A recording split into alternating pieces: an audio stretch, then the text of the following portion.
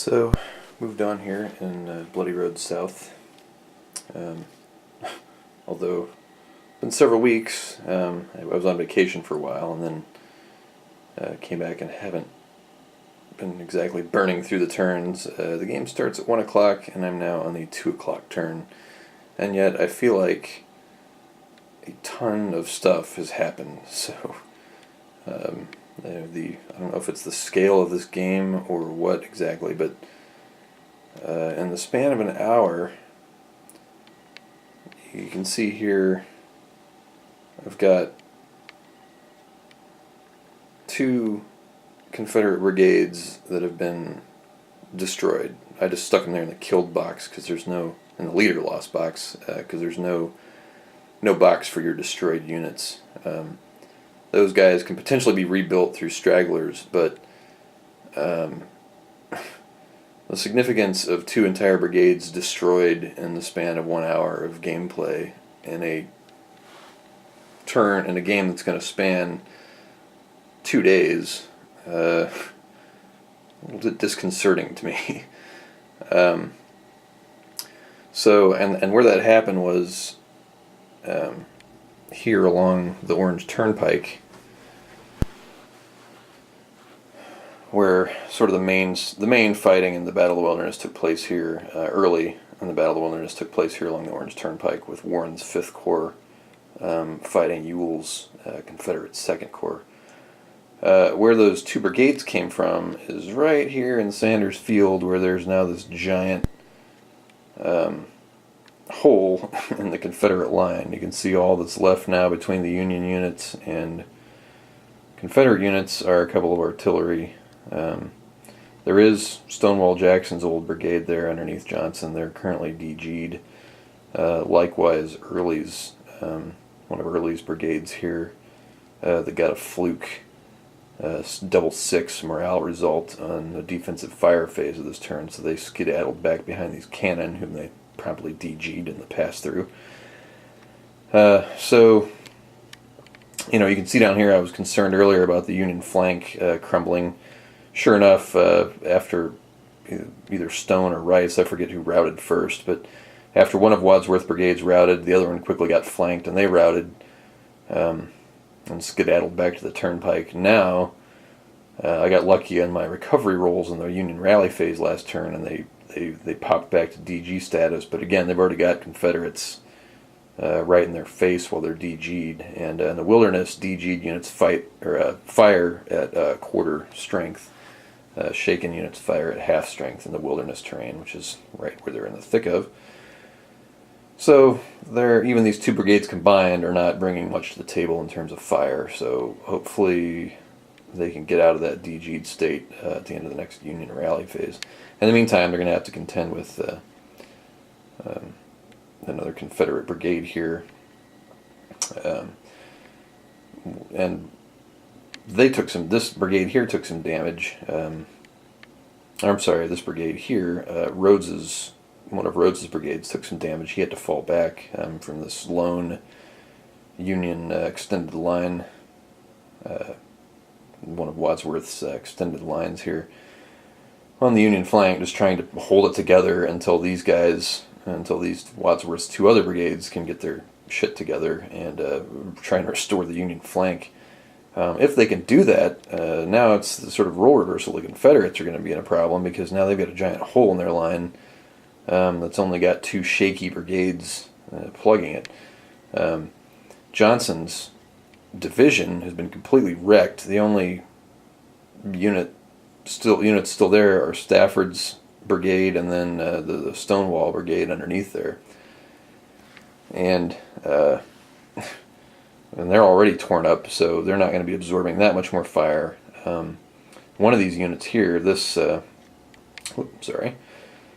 borrowed 5th Corps brigade here, is fresh. They're pretty low morale, but they have not taken any damage, and they are now punching right through this hole here. Now we do have Early's brigade, or Early's division here, fairly fresh, trying to shore up the left flank in anticipation of Sedgwick's 6th Corps arriving.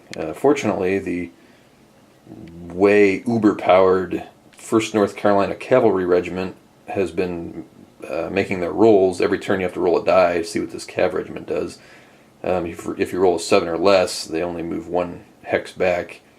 If you roll, I think, like a 1, 2, or 3 on 2 dice, they don't fall back at all. And there's nothing these guys can do except either try and march around through the wilderness, which would take even longer, and produce a shaken result for all of these brigades. Anytime a Union brigade sets foot in a wilderness hex that's not negated by a trail or a road, they're shaken, automatically shaken, and they can't do automatic morale improvements unless they get a die roll. So that's the effect of the wilderness terrain on your Union troops.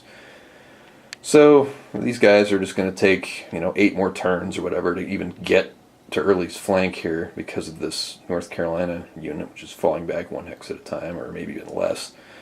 So I'm kind of counting them out of this fight. I'm just counting on Warren to be able to have to do it all with his own corps. The units over here, Griffin's one of his brigades, he's got 2 of them here that are kind of cut up. This one here on the flank hasn't seen that much action yet, and so it's probably the ideal one to actually face off against Early's brigades. And then they got a lucky break here with one of Early's fresh brigades getting DG'd early.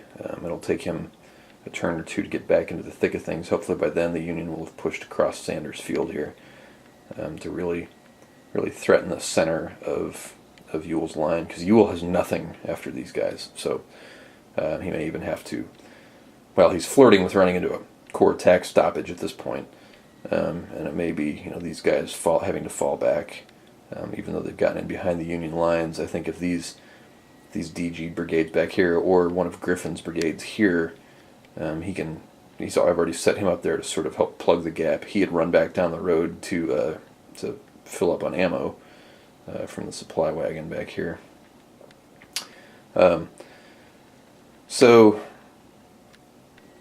Sort of touch and go here with his flank, but it is looking just as dire for the Confederates now as it was for the Union earlier, simply because Johnson's division for the Confederates has just been absolutely hammered. They are completely wrecked at this point, so we'll see where that goes. Down here, this is just starting to kick off the tuning farm with just some scattered fire between these units. The Confederates will try and make a push.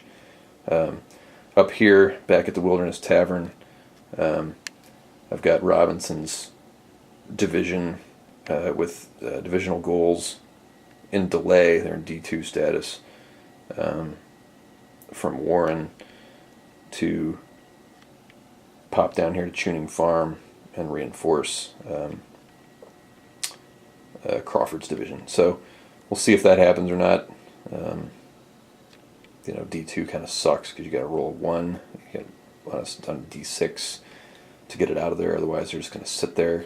So who knows how long that'll take at this point. Crawford's just going to have to try and do it himself. Over here, this has just been sort of comedy of errors for the Confederates. They've been able to make no headway against Hancock's hastily thrown together 5th